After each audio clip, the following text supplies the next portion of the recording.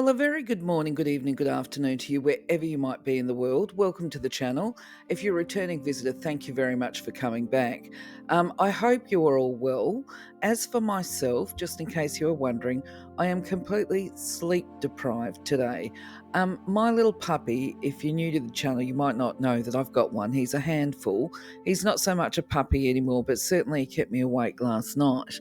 Anyway, so I'll try to be a little lively, although I feel like something that the cat has dragged in and out through the night. Anyway, today we're going to be talking about hypersthene. I will try and charge myself and motivate myself to be enthusiastic about this. We're talking about hypersthene because hypersthene is a crystal that's not necessarily known to everybody, but it's certainly, from where I sit, a very valuable crystal for people that have got a number of presenting issues, shall we say, that are really working through some base stuff and got a lot of emotional stuff happening for them. I first came across it years ago, but I'll talk about it in the about bit.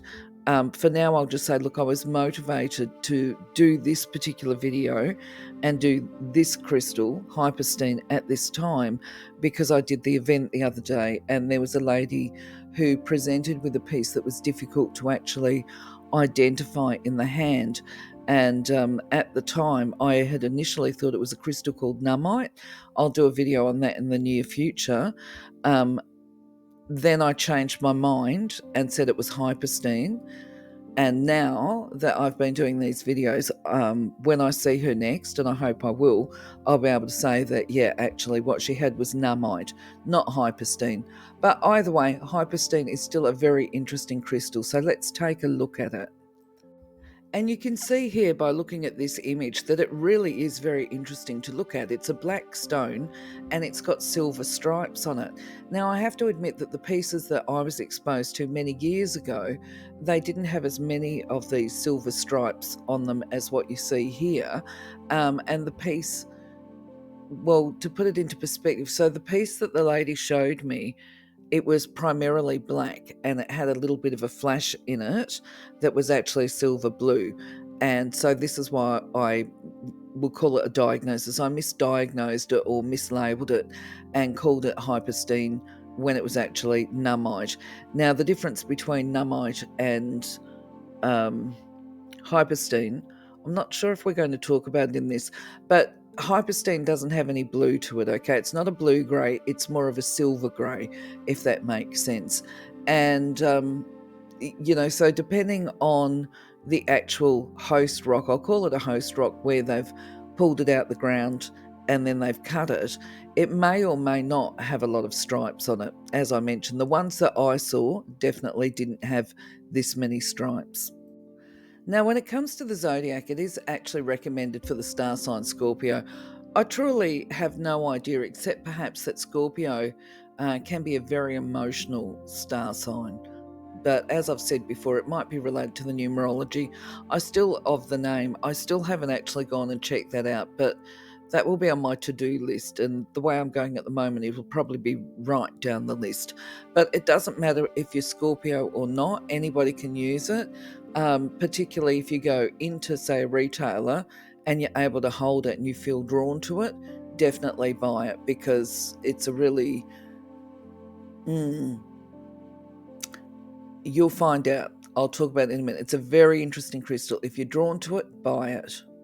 So I'm going to read my notes here when it comes to the overview, so hopefully I won't drone at you. Okay, from an overview perspective, hypersthene is primarily a stone of introspection. It's about knowing yourself and expanding your level of self-awareness. And when we can expand our self-awareness, this will ultimately lead to a heightened awareness of the world around us, including the people that live in our environment, surround us, whether it's at work or socially. And also it will expand our higher awareness and knowledge of the higher realms, because this is an ongoing process. It's kind of like wheels upon wheels. Anyway, it does this by supporting a person to really deeply reflect, to get that insight, that personal insight and understanding, to be able to recognize what works for them, what doesn't work, why they react to certain situations, what their automatic reflexes are, and their responses to situations.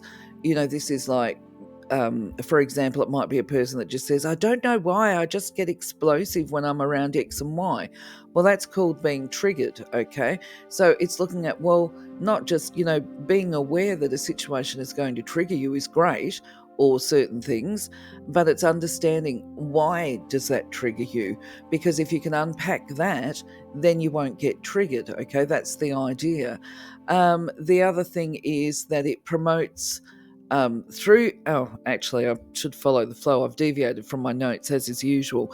Okay, so when we have this understanding of ourselves, it's through this self-awareness, and there's a key to this as well, actually. When you're getting to know yourself and reflect on yourself, you play the role of an impartial observer. You let go of judgment. You're just observing and unpacking all these aspects of self. And when we do this, it helps us to develop more compassion, self-compassion, okay? And this is where some people get stuck on the self-love aspect, okay? We've got to be able to love ourselves, understand ourselves, respect ourselves, to be able to extend that out to other people. And this is where they say, fill the cup first. When the cup of love within is full, then it automatically flows over, and we're able to be more loving and more kind to other people.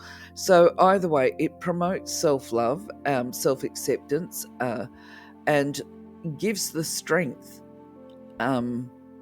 to be independent, to be able to endure, to face challenges with dignity, and to be able to live well. I'll just check my notes for a moment.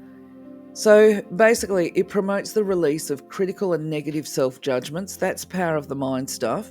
It is said to assist a person to break the negative cycles and patterns. So that's where the repatterning comes in. I'm going to hold off on this because I've got more expansive descriptions down in the next slides. So I hope my pronunciations are okay here, but Hypersthene is also known as ferrous light or spectralite, and it comes from the pyroxene family. You can see here that as far as hardness goes, it's between a 5 to 6. By the way, if I'm giving any information here and you're a geo and you feel that it's incorrect, please jump in and make a comment, because I forgot to mention I am not a geologist, I'm not a gemologist. I'd love to study it, but I am very much a lover of crystals, and I do believe in doing your research on what it is that you want to buy. So anyway, apparently it can grow in flakes, masses, grains, or small crystals. Now, as I've said before, when it comes to doing these videos, yes, I do some research, and invariably I find that I learn things, which is, I didn't know that it came in flakes, masses, grains, or small crystals. That's just from the get-go. And this is one of the reasons why I've put this image up here that you can see, because it's a crystal. And I thought it's actually important for us as buyers to be able to recognize, if we go in looking, especially if it's online, looking for Hypersthene, and we think, oh, it's only that black one with the silver stripes, then we might actually miss a bargain, if nothing else. Certainly this crystal looks very attractive to me. Now, the other thing is too, it does have the different colouring. It does have a bit of a flash. I call it a flash. It's iridescent. Some people call it cat's eye. I think that might be the geological term. Now, it can usually be found with feldspar deposits around the world. So it's considered to be, it's not rare, but it's not super common either. So there are global locations. What I saw was they're spread throughout Canada, Australia, China, Germany, Japan, UK, Norway, and the United States.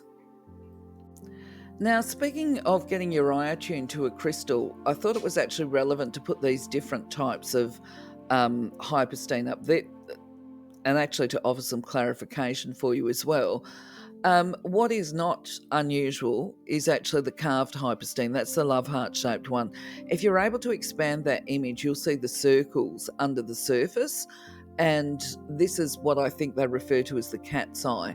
The one in the center, the big chunky rough one, the silvery one, that is the one very similar to the ones that I'm used to seeing, which is black with the silver stripe.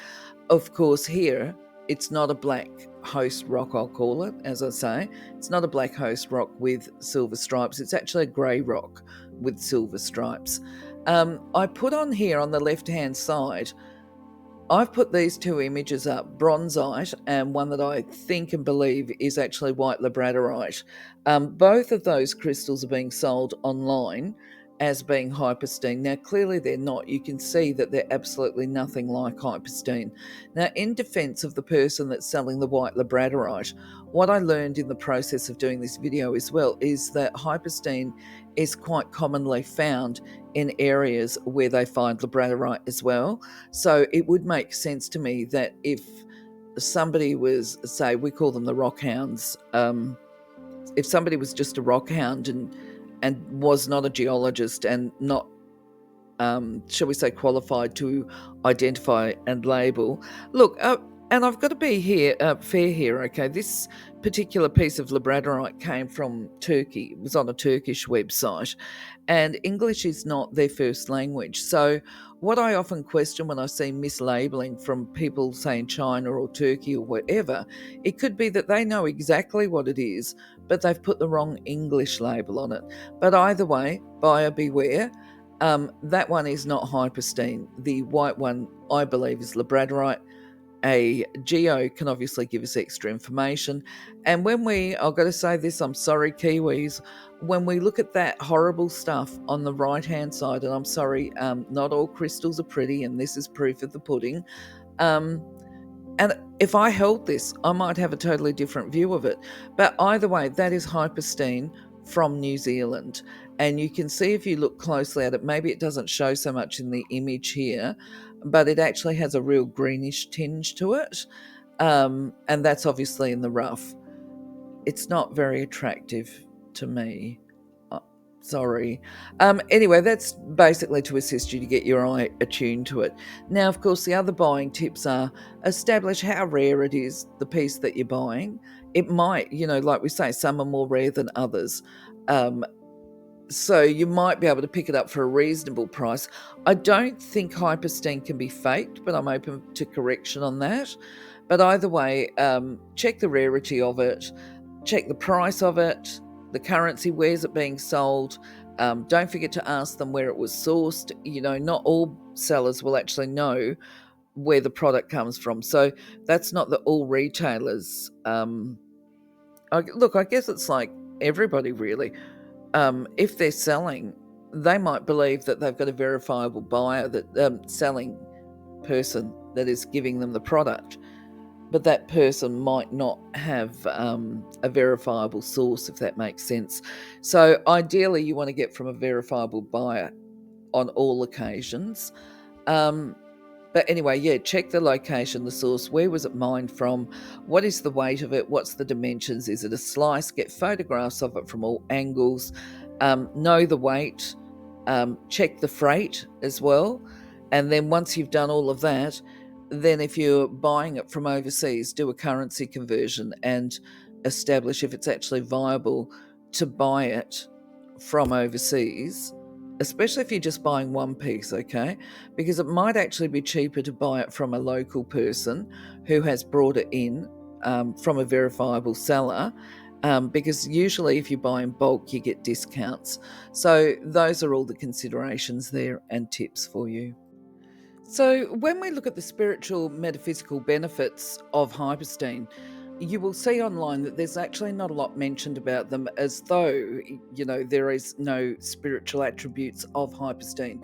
Now, this is actually, I probably present a different perspective to this, okay? And what I believe is the highest spiritual attribute offered by Hypersthene is actually the capacity for self-mastery, which actually is part of the Ascension process. So it is deeply spiritual, but in not the traditional ways that you would expect to see them. And by this, I mean that before we can actually really start on this process of ascension, if you're not aware of what the word ascension means, it is the speeding up of your vibration in your aura and in your chakras. And ascension is that process of the cellular structure, if you like, that goes faster and faster and faster, that allows more light into your aura. Now, the thing is that when we are stuck in emotional reactions or bogged down in negative thoughts and poor attitudes and all the rest of it, they will actually slow the vibration down. That's why we say bogged down. It makes the aura heavy. So when we work with Hypersthene, we're actually ultimately not only lightening the vibration of the aura, which is a process of enlightenment, it's one of ascension. It speeds up the cellular matter in the aura, and it includes self-mastery, because we're not going to be able to do any of these things until we learn a level of self-mastery in the physical sense over our emotions and thoughts. And so Hypersthene works towards these in a different way. Well, a more practical way, actually. Before we take a look at the attributes for the mind, or the benefits for mind and feelings, emotions, we'll take a quick look at what Hypersthene is believed to offer for the physical body, because it is a very physical crystal, actually. So we can see here that it's supposed to be beneficial for blood disorders such as anemia. Some people can believe that it can help with blood-related infections and things like that. It's also said to support health and function of the intestine, so it would be used to treat intestinal problems such as reflux, bloating, nausea, food intolerances. I've put acid reflux there twice by the looks of it, but never mind, I'll leave it there. Acid reflux is also known as heartburn, just in case you weren't aware. It's supposed to be beneficial also for pancreatitis, gallstones, and dysphagia, if that's how you pronounce the word. I've kind of forgotten. I know what it is. Dysphagia is basically what a lot of elderly people get sometimes, where they struggle to swallow food, I believe. And sometimes people with other physical disabilities can have problems with this as well. Now, I forgot to mention, just before I go further into the attributes, is that you would not stop. If you've got any of these conditions or whatever, and you're being treated by your doctor for it, or even if you're not, you might need to seek professional medical advice. You would never disengage from your doctor and rely on crystals alone to support your health conditions. You can, however, in most instances, as far as I'm aware, use your crystals safely in regard what is that word? In conjunction with your current treatment plans, okay? But getting on to the other physical benefits of Hypersthene, waste elimination. Obviously, I think we're talking, you would know straight away, we're talking about issues of the bowel or the urethra, or in that area largely, which is why we've got issues such as hemorrhoids, diarrhea, constipation. If you suffer from irritable bowel, Crohn's, or how do you say that word again? Diverticulitis, whatever, that one, okay, I've got it written on the screen. And also, if you've got pain, it's supposed to be beneficial for neck and shoulder muscle pain. If you suffer from fatigue, such as chronic fatigue, you might benefit from it as well, because it's supposed to energize a person. And I've put as part of the physical, addiction, because it is recommended for people that are struggling with addiction. And this is because there is I can't speak today, physiological aspect to addiction in more than one way. There's actually the impacts upon the body, and I can't remember, I've got it on another video where I found all the words, which is your hormone chemical balance, your happy chemicals and all of that kind of thing, your happy and sad chemicals in your brain. That is all impacted once we get addiction happening within us. But at the same time too, if we're caught up in that whole trap of addiction, there is a neural pathway aspect to that. And so this is why I've put it on the physical attributes page, because it will support the repatterning, the construction of new neural pathways. And I say this with an open mind, okay? Just give it a try. You've got nothing to lose, but don't disengage from your therapist or your doctor. So where Hypersthene really comes into itself is actually when it comes to the thoughts and the processes of the mind, and processing emotions, because the two are so closely linked. I know there's a lot of dispute out there where people will say that it's not what I think that creates my emotions. And for some people, look, this is based on the evidence stuff of doing my social work degree. It is evidentially that some people are what is called bottom-up processors, meaning that they feel their emotions first and then they have to unpack the emotions to work out what thoughts or attitudes are associated with that emotion. For other people, they recognize the thought first, and they're called top-down processors. So whether you're a bottom-up processor or a top-down processor, the bottom line is that actually Hypersthene will assist with the processing of the thoughts and the processing of the emotions. So it helps to change the attitudes and beliefs that underlie the emotional state. So it brings in change. It supports positivity, strength, courage, resilience, endurance, determination, and independence. It helps a person to be, more aware and understand why they think what they think, finding the root cause of emotions and thinking. Now, I just should say at this point in time that it involves a really long, hard look at yourself and unpacking yourself when we go into exploring our thoughts and our emotions, which is why I've put the image here. A long, hard look at yourself without judgment, right?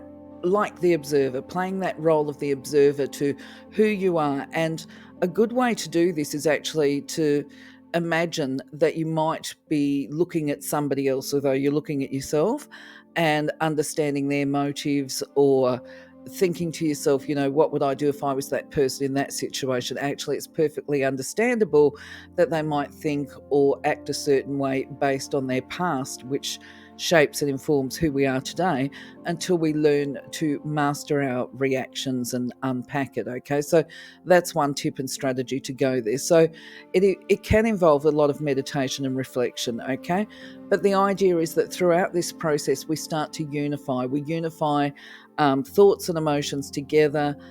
If we're scattered and overwhelmed, we can center ourselves, we can calm ourselves down, we can regroup. Okay, it provides direction because we get a clarity of the thought and the purpose behind past actions, and a purpose for future direction, okay, of where we want to go, who we are, what we are, and what do we want to achieve out of life.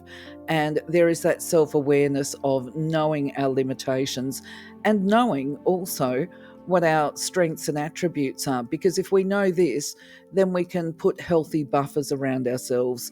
And I've put neural repatterning in here again because the patterns, the neural pathways are formed based on our thoughts. Okay, so when we're looking at changing our beliefs or our attitudes, and getting rid of negative mind chatter and negative scripting, we're actually building new neural pathways.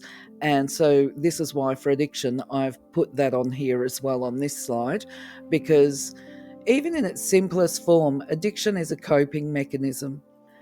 And addiction can occur in so many different ways. We can have addictions to sugar, for example. Most people know that, or addictions to carbs or whatever, have a rough day. We can be addicted to shopping, all sorts of things. It can be, I've had a bad day. I know what'll make me feel better. I'll go and shop. I'll go online. I'll do some online buying. Or I know what'll make me feel better. I'll go lay a bet or buy a lotto ticket or whatever and blow money that way.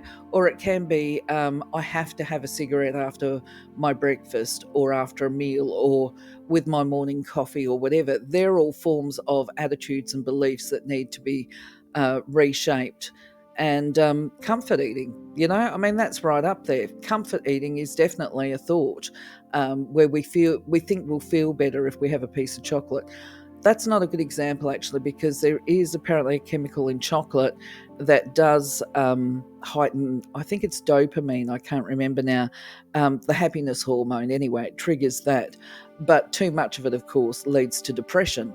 So these are all aspects of thinking and being, and how Hypersthene can support us to change our thought processing. And the other benefits too that are carryover, these are all so closely tied together, all these attributes, is that as we develop this insight around ourselves, we develop what is referred to as emotional intelligence and emotional mastery as we learn to handle our emotional reactions. So the other benefits of hypersthene include mood balance and stability, the impulse control, the recognizing that, we want to have that carbohydrate bag and being able to redirect to, like, you want it now but you're going to regret it later, especially if you're trying to lose weight. And then the idea of it brings inner peace. I've said emotional awareness. That's the triggers and the coping behaviors and the self-mastery. They're all very closely tied. As we manage and develop these self-mastery, if you like, and this awareness, of course, we get greater confidence in ourselves, which helps us to feel good, to love ourselves more, to have more empathy with ourselves, and to forgive ourselves and understand and accept who and what we are for what we are. We're products of our environment. We're also a spirit in progress, embodied, but at the same time, we come in for a purpose. And a lot of these purposes, because life is not without its challenges, sometimes we think we've mishandled the challenges. And so therefore we judge ourselves very harshly. We are our own worst critics. And that is a lack of self-love when we're super critical to ourselves. So anyway, other things or conditions that would be recommended. Obviously, I've got addiction there once again. But if you suffer from any of the anxiety, depressive, mood disorders or dysfunction, hypersthene would be recommended for you. And the same with if you've got behavioural disorders as well. And by that, I mean there's so many different conditions out there at the moment, whether it's ADHD, whether it's, I'm trying to think of some at the moment, borderline personality disorder would be up there, oppositional defiance disorder, because that, of course, is a neural pathway type thing. I'm not going to pass any ideas about whether or not a person is born that way or whether their childhood creates that. I think it's probably different for each person. But we could call it maladaptive behaviours. And so therefore, hypersthene would be recommended for people with those conditions. So hypersthene is interesting when it comes to the chakras, because it is believed that because this is a linking of the thinking aspect, which is associated with the crown, and the base chakra, which is the needs, the wants, the reactions, the fear-based stuff, the impulse stuff, shall we say, is centered down there in the base chakra, but fears are centered in the sacral orange chakra, as is passion. So it's a matter of converting fear into passion and drive to some extent. But either way, it is believed that hypersthene actually opens up the entire chakra column and forces a person basically to prioritize and establish what is the most important or valuable in their life. And instead of worrying about what comes next, they learn to sit with what we have now and live more so in the moment. So it's said to work with all the chakras. So I imagine the way a person uses hypersthene is going to be very much dependent on what they're trying to address within themselves, as part of that long, hard look at themselves.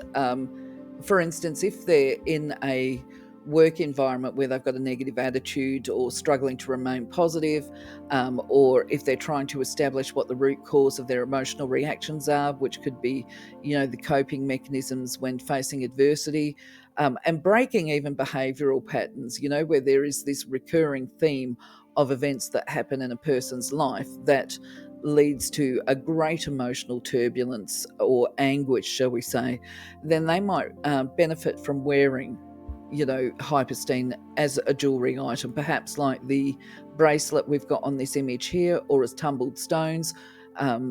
Just wearing them on their person in the pouches is a good example of how they might use them. But I would suggest to anybody that plans to wear hypersthene on a daily basis that you do actually cleanse it each night as well, or take it off at least for an hour or so. If you've got some selenite, place it on some selenite just to rest it up and purify and cleanse it before you put it back on, especially if you're going through a lot of crisis. And also, if you're trying to repattern from addiction, that would be up there. What else?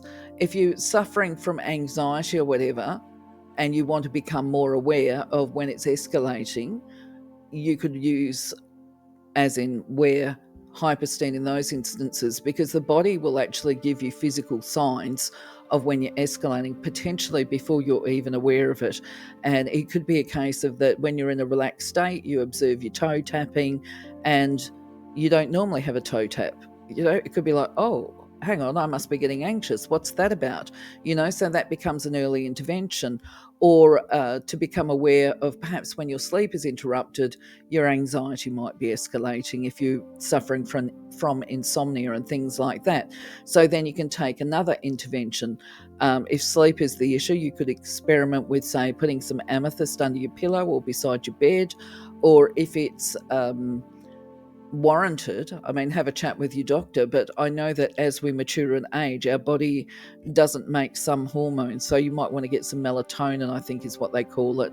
But see your doctor first before you do that. That might be something for consideration. And if you're just starting and you've never meditated before and you're wanting to do that long, hard look, you're getting to that point where you're making a decision, which is, I choose to be more self-aware. I choose to do this deep dive into looking at myself as part of creating change in my life, as part of being the creator of my destiny. Then you might want to sit around meditating and holding perhaps an obelisk or a sphere or something like that, something that sits comfortably in your hand. It might even be a piece of raw ore that you want to meditate with. It just depends on you, what you're comfortable with. Now, of course, there are people that just like it because it's a beautiful stone. You don't have to be into the metaphysical to enjoy having the crystal in your environment. You could put it in the workplace, but it might be, don't forget, when we put crystals in the workplace, I've got to say, if you're sharing an office with somebody else, they will actually receive the energetic attributes as well, the healing properties, and it can actually impact on them rather extreme. I might this Sunday, I might actually talk about that in the yarning, because I've learned that by mistake. Let's say I did that and it was uncomfortable for other people, so I learned the hard way. But certainly around the house, you could feel comfortable in putting it out as an ornament. For other people who are simply collectors and just like specimens, of course, you might want to keep it in a specimen box. As an oracle type messenger, I would perceive Hypersthene saying it's time to stop. I'm just going to really summarize this. It is time to stop, think, reflect on what you're doing, okay? Because I read a wonderful quote the other day, which was by Einstein, apparently.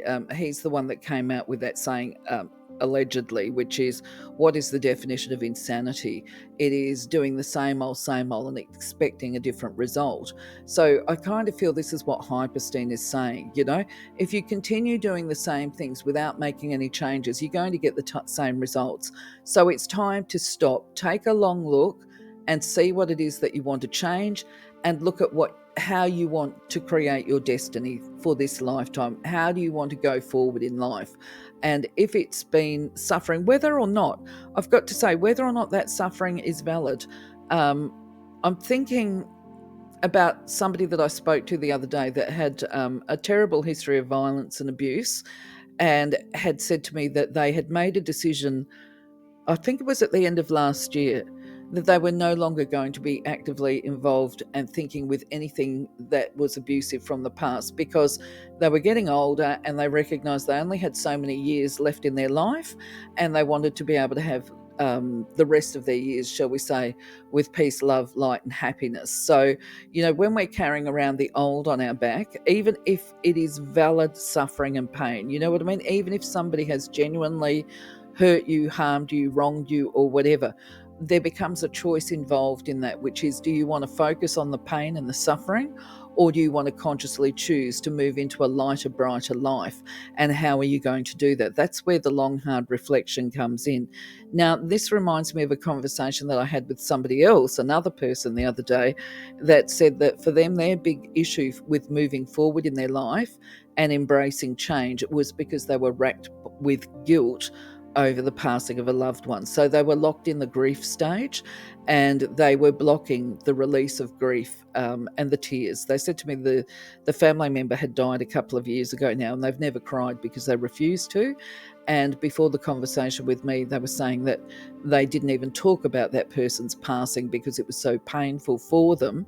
And then I happened to air, in my experience of working with people, especially when it comes to things like psychic readings, there is an underpinning thread that they are blaming themselves for something that occurred during the death dying stage. And the woman revealed to me, yes, that's exactly what happened with her. She had been in denial that the person had a terminal illness, and kept telling herself there would be another day that she could do X and Y. And of course, the family member passed away from cancer. So then she's gone through 4 or 5 years of beating herself up for not following through on the things that she felt she should have done before this person passed away and didn't do. So then it becomes a case of, so this is all tied in with the Hypersthene message, okay? If this relates to you, there becomes this case advice or message that is, release that guilt, because that person no longer has a body. You can talk to them, you can apologize to them, you can say, I'm sorry I wasn't there for you. At a cellular level, these people know exactly what was going on for you, and they will forgive you, especially if they have been to the light. They're going to forgive you. I should point out, you can go to the light, but you can actually return. A whole different scenario. That might be a Sunday session as well. But either way, they are going to be aware, and they're not going to be judging you harshly. They recognize that love is there. And in fact, they would, in my experience, I've never known a spirit that will turn around and say, well, I'm very angry at you because you didn't X and Y, because that's unloving. Okay. If they've been to the light, they're loving. They're like, stop beating yourself up. It is what it is. I'm still here. You can't see me. You can't hear me. That's okay, because one day you will. We all reconnect at some point in time. So it is determine and ascertain what you need to hold on to and what you need to let go of and release and hand over to the universe. That's all part of it. If you've got questions about this and how I'm interpreting it, feel free to make a comment under the video in the comment section. And if it's too complex for me to actually explain in the comments as a reply, I'll let you know that I'm putting it into the Sunday yarning, and I'll tag you. Okay, that's what I'll do. This has become a long video again, so I'll try and stick to the notes here. Look, when it comes to caring for Hypersthene, we always start with a very basic cleaning, or I do on my videos, which is, how do you look after your crystal? Forget the energy aspect, just how do you look after it and keep it clean? Well, the reality is it pretty much the same as every other one, but there is a little bit more problem to the care, if you like, because it's got this lovely luster and sheen. And if you wash it or use harsh chemicals, then you can damage it and it won't have that beautiful luster anymore. So ideally what you'll do is a gentle wash with a very mild non-abrasive soap. I like to do things like tumbles and jewelry, if you've got it in a jewelry setting, actually in a coffee mug. I've got some very mild detergent, dishwashing detergent, and I will pop that at the bottom, and then I'll fill the cup up with tepid water, and then I will put the crystal, whether it's Hypersthene or any other one, into that water and just let it soak for maybe 2 minutes. Let it loosen up any grime if it's in a pendant setting, and then I will wash it with a very soft toothbrush, and I won't be scrubbing it, okay? It will be a soft toothbrush with a little bit of a gentle brush just to get into the areas where grime might collect in the setting, and then I'll rinse it under tepid water again. You don't, when you've got crystals, including with Hypersthene, you don't want to change the temperature of the water too quickly. So if you've got tepid, you don't want to be running it under the cold water tap, okay? Especially if you're in a cold climate and the cold water tap is very cold. So you want to go back to having tepid, clean water though, no soapy water. Rinse it off and then dry it with a soft cloth. Now, the other thing too is that storage is important for your Hypersthene because it needs to be kept away from the other harsher type crystals that might scratch it. So there's a couple of ways that I will do it. I sometimes clean crystals. I've got an amethyst cluster. Sometimes I'll put them in the amethyst, and at those times I will generally maybe pop a tissue or a light cotton fabric or silk fabric between the crystals such as Hypersthene and the quartz, to protect it.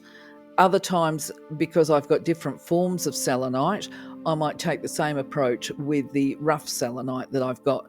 But if I've got polished selenite slabs, which I do, I will put things like Hypersthene on that because they're not at risk of being scratched, and that will actually do the recharging and purification of the crystal that it needs to purification, cleansing, and recharge. Of course, you don't have to do selenite. It's just something that I love to do because I find it easier. And once you've actually spent your money on getting the selenite, you don't have to keep buying it, okay? Whereas if I've got the sage and the smudging and that kind of stuff, which I do too, because I like the smell of it, I do have to keep replenishing my stocks of those. But if you're into saging or smudging, you can do that as far as doing the purification and recharge. Other times you might want to put it out under the moonlight. You definitely, from what I know, let me check my notes, I'm pretty sure that you never ever put Hypersthene in the sun. I just want to check that. Well, lucky I did because, yes, prolonged exposure to the sunlight, so that's the Australian sun, we definitely wouldn't be putting it on our windowsills, or to high temperatures, another reason not to put it on our windowsill here in Australia, will actually damage the crystal. It'll lose its luster and potentially have other problems occur as well. So moonlight is good though. I would imagine it's fine in the rain if you like to put them out in the rain. Sometimes I do. But then other people like sound clearing or clearing crystals with energy, such as Reiki. If that's you, you can do it with Hypersthene. There's nothing to stop you doing it. But of course, if you've got any suggestions or other methods, let us know. Leave a comment. So, my friends, you've made it to the end, and so have I. So, I forgot to say thank you, I'm sure, at the beginning. So, whether you're a returning visitor or a newbie, thanks very much for being part of my journey today. Another big thank you from me is the fact that thank God you actually can't see my face today because I am a wreck of sleep deprivation. Not only that, my little puppy, my little Toby boy, who is still, what do they call them, a rampant chewer. I'm like sitting in a snowstorm. Obviously, we don't have snow here, but it's like a fluff. He's destroyed toys. I've got fluff floating everywhere, and I'm going to have to clean it up. So that's my next task for today. But in the meantime, I will say have a wonderful day, blessed week. Catch you on the next video. Bye-bye for now.